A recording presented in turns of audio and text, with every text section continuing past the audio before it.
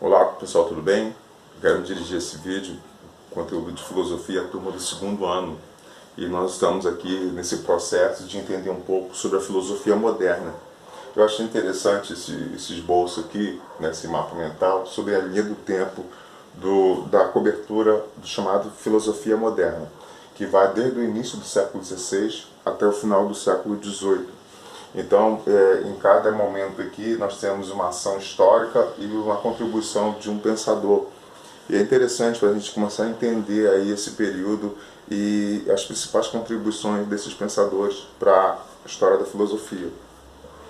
Bom, na verdade, justamente com a virada do final do século XV para o início do século XVI, com a virada do século, nós temos aí grandes recortes históricos, como as navegações, período de colonização das Américas, reforma protestante contra a reforma católica, alguns eventos que vão se dar na Europa e da onde que não fica só na Europa, mas que vai se reverberar, vai se repercutir por todo o mundo moderno, não é isso? E a esses processos, a esses eventos históricos, nós vamos dar início a uma nova fase, a um novo período da história chamado modernidade. E com a filosofia não é diferente. Do século V ao século XV, a filosofia ficou restrita e ficou unida juntamente com o cristianismo, o pensamento cristão, né, e desenvolvendo aí com a religião cristã, mas agora justamente com o rompimento da reforma, entre outros conceitos, surgem agora pensadores que não são padres, não são monges, não são religiosos, e eles começam a trabalhar agora um novo conceito filosófico. O primeiro, e o mais importante deles, é o chamado, um dos mais importantes, mais importantes, né? Não o mais, mas sim Nicolau Maquiavel. Interessante que a Itália ainda não era uma nação como entendemos, né? Mas sim era um conglomerado de estados autônomos, de estados independentes, e nessa região da Itália, Maquiavel ele vai ser responsável por liderar um determinado estado, o estado onde ali entre Roma e Borgonha, aquele pedaço ali, Maquiavel ele vai liderar aquela região, vai viajar durante alguns anos da sua vida e vai ter contato com outras experiências políticas, e quando ele retorna ao sul da Itália, a região da Itália, ele agora começa a trabalhar a ideia do príncipe, né? Do príncipe totalitário, da ideia do príncipe ditatorial, da ideia do príncipe aonde ele centraliza o poder, para que ele possa governar bem, para que ele possa administrar.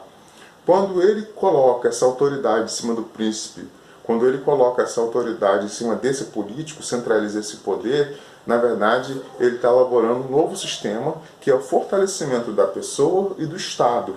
Então você tem aí a ideia, até então, por incrível que pareça, a ideia de Estado até poderia existir, mas é um Estado onde a nobreza contribuiria, onde a religião contribuiria, onde os profissionais contribuíam, onde os operários, os camponeses contribuíam. Então, na verdade, a ideia do Estado é a ideia de um todo. Quando Maquiavel ele começa a trabalhar o conceito de príncipe no seu livro, O Príncipe, Maquiavel começa a trabalhar a ideia do déspota, do homem que lidera, do homem que faz o Estado forte, do homem que centraliza o poder. Então esse discurso de poder, esse discurso de centralização, essa centralização política vai se elaborar, né? Vai se elaborar no livro chamado, o famoso livro chamado O Príncipe. E esse termo que nós conhecemos, fulano de tal é maquiavélico, fulano de tal é maquiavélico, tá? A ideia de mal, né? Os fins justificam os meios. Olha só a famosa frase de Maquiavel. Ou seja, o príncipe, o líder, o rei, o governante, ele pode se utilizar inclusive de meios espúrios para chegar no objetivo final, que é o bem-estar social. Ou seja, ele chega, ele faz o que ele tem que fazer para alcançar aquele fim, alcançar aquele objetivo. Se ele tem como meta fazer do seu país grande, fazer da sua nação, do seu estado, da sua cidade, né, da sua região, uma nação potente, uma região potente, ele assim vai utilizar todos os meios para chegar àquele objetivo. Então é um discurso muito tenebroso, mas que infelizmente foi aceito, foi trabalhado e praticado, e vou te falar, até hoje você vê esse conceito. É o chamado conceito pragmático. Ou seja, eu passo por cima de que tem que passar, faço o que tem que fazer para chegar no objetivo. Que é um exemplo básico para você, Donald Trump. Donald Trump, ele é um nacionalista, ele é um conservador, então Trump é amigo de todo mundo, conversa, brinca, sorri. Mas na hora que, não pergunte a ele se ele quer botar os Estados Unidos em primeiro lugar em qualquer coisa que ele fizer. Assim ele o faz. Então ele passa por cima de acordos, passa por cima de um monte de coisa, ele fala uma coisa agora, depois entra em contradição do que falou, mas ele não está nem aí. Ele quer chegar naquele objetivo, ele quer fazer os Estados Unidos um país forte, um Estado forte, um governo forte, e para isso ele utiliza dos meios que ele acha que tem que se utilizar. Então, eu estou dando um exemplo para você prático do que é a teoria maquiavélica, do que seria a teoria de Maquiavel. Então você vê que Maquiavel, ele viveu e o pensamento dele se elaborou no século XVI, mas estamos em pleno século XXI, 2020, e quando você liga a televisão e você assiste às ações do Donald Trump, os conceitos que Trump trabalha, você vê que está totalmente pautada nessa teoria maquiavélica. Então é interessante entender que eu não estou aqui apenas apresentando para vocês um quadro histórico. Ah, isso ocorreu há 3 séculos atrás, há 4 séculos atrás. Não. É você entender que o pensamento desses homens repercute e reverbera até hoje.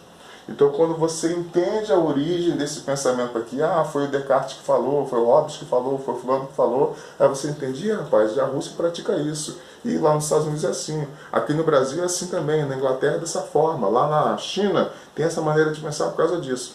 Então, na verdade, quando nós conseguimos entender esse panorama histórico da filosofia moderna, isso vai dar origem a esses estados que hoje governam o mundo, que hoje estão aí praticando aí as lideranças e autoridades do mundo. Quando você entende aqui, você consegue entender hoje. Você consegue entender como funciona o sistema político, econômico, a maneira de relação e a inter-relação que há entre os estados e as formas e as políticas de base de cada governo. Entenderam aí? Logo, além de Maquiavel, tivemos também a contribuição de um camarada chamado Thomas Hobbes. Thomas Hobbes, ele vai dar formato a essa ideia que nós temos hoje de Estado. Quando falamos de Estado, e aí Thomas Hobbes levanta um ponto muito interessante, que é o chamado contratualismo, ou o chamado contrato social. Gravem muito bem isso, pessoal.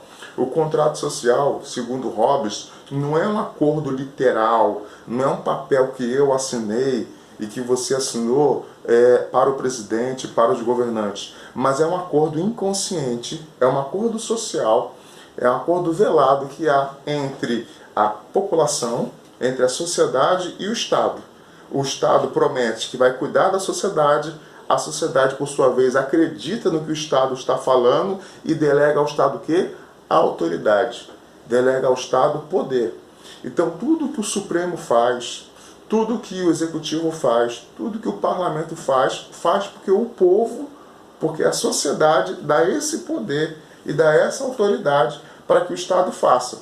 Então, o contrato, a ideia do contratualismo de Hobbes é o seguinte: olha, eu acredito no Estado, o Estado cuida de mim, que por sua vez eu invisto ele de poder, e esse mesmo Estado que eu crio, que eu sustento, que eu banco ele literalmente, pagando os impostos, sustentando os gastos políticos, sustentando o governo, o sistema, eu acredito nele, ele cuida de mim, dou autoridade para ele, dou autoridade até de ele tirar minha liberdade, como está acontecendo no Brasil nesse momento, com isolamento social. Por exemplo, né, as leis, esses novos decretos, essa série de coisas que está acontecendo em meio a essa pandemia, é o Estado que está fazendo. Da onde vem a origem, da onde vem a autoridade do Estado? O Estado é delegado, ele é ratificado, ele é legitimado pela sociedade. Então, nós produzimos o Estado, por sua vez, nos governa, nos administra e entregamos a ele, inclusive, as leis, a autoridade, para ele, assim,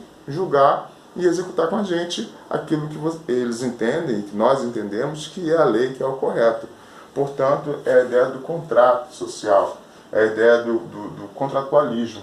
Então, Hobbes, ele surge no final do século XVI, Thomas Hobbes, e ele trabalha a ideia do contrato, a ideia do pensamento contratualista. É muito interessante. Ele escreve um famoso livro chamado Leviatã, que são as relações da ideia do Estado, da política e da sociedade. Então, como surge a ideia da política moderna? é interessante, porque você precisa entender que para trás, no final do século XV para trás, era a Idade Média. Então você não tinha discussões políticas, até tinha, né? Mas não tinha essa ideia do povo participar, da ideia de sociedade, não. Você tinha a ideia do rei, o rei ali mandando, a nobreza ali mandando, a religião mandando, mas você não tinha uma ideia de uma participação e de um extrato social atuante, como é a ideia da modernidade. Além de Maquiavel, além de Hobbes, temos agora um outro pensador chamado Descartes. Descartes, ele vai ser considerado o pai da filosofia e da matemática moderna. Entenda bem, Maquiavel é muito importante, Hobbes também é muito importante, mas René Descartes, ele vai trabalhar e vai introduzir um novo conceito na filosofia moderna, que é a ideia da razão pura, da ideia da lógica, do método, do raciocínio correto, daquilo que não pode ser questionado, de uma total materialização da filosofia. Então agora, lembra que lá atrás, Sócrates foi o camarada que virou a chave e tirou a filosofia da natureza, da cosmologia e trouxe para o homem? Então, agora, René Descartes, ele agora permanece no homem-filosofia, mas sai da ideia de um todo, de um cosmo, da ideia da metafísica, da existência, do mundo sensível, de todo esse processo, tá? De toda essa ideia de um todo, e agora ele focaliza, ele centraliza, ele mantém agora a filosofia somente na razão, na lógica, sabe? No argumento puro da lógica pura. Portanto, René Descartes, aquele cogito sum, né? Penso, logo existo, essa ideia da existência sobre a lógica, sobre o pensamento. É a partir de René Descartes que vai surgir o famoso racionalismo e o pensamento racionalista. Então, René Descartes, ele vai inaugurar uma nova fase, uma nova era na filosofia, aonde a razão vai imperar. E isso não vai ser tão bom assim, tá, pessoal? Para um período esse é bacana, para esse momento aqui histórico, no contexto aqui do final do século XVI e início do século XVII, é interessante para eles ali. Só que isso, à medida que o tempo vai passar, isso vai, de alguma maneira, definhar a filosofia. A filosofia vai se fortalecer e se enrijecer como ciência, como método científico, como investigação, como experimentação, através lá da frente, aqui na frente aqui de Hobbes, de Montesquieu e de outros pensadores, mas isso também, de alguma forma, vai anular a ideia da filosofia, da metafísica, do ser, da ontologia, daquilo que está muito além da nossa compreensão. E aí o discurso racionalista vai ser o contrário. Não, tudo tem que estar aqui, tudo tem que estar aqui ao meu redor, tudo tem que estar na minha compreensão. Nada que fugir da minha compreensão pode ser analisado, pode ser posto como verdade. Esse é um grande problema. É a dogmatização da razão, entendeu? Eles lutaram tanto por serem corretos, serem sérios, racionais, frios e calculistas, que chegaram a uma dogmática. Aquilo que eles tanto criticaram na Igreja Católica, no cristianismo medieval, na filosofia medieval, que foi a dogmática, ou seja, o conhecimento inquestionável, eles também agora vão se refugiar na ideia da lógica e dizer que nada que fugir da lógica, ou que fugir da lógica, não pode ser trabalhado como verdade. E isso, na verdade, eles estavam se afundando num próprio conhecimento dogmático, ou seja, aquilo que eles tanto criticavam, na verdade eles estavam acabando aqui praticando. Então, eu quero deixar vocês aqui, nessa primeira parte da aula, tá bom, pessoal? Com a ideia de Maquiavel, a ideia de Hobbes e a ideia de René Descartes. Paramos aqui na introdução ao século XVII, falamos do século XVI, introdução ao século XVII, e na próxima aula eu vou trabalhar aqui os novos pensadores, John Locke, Spinoza e Montesquieu e Voltaire. Tá bom, pessoal? Vamos parar por aqui.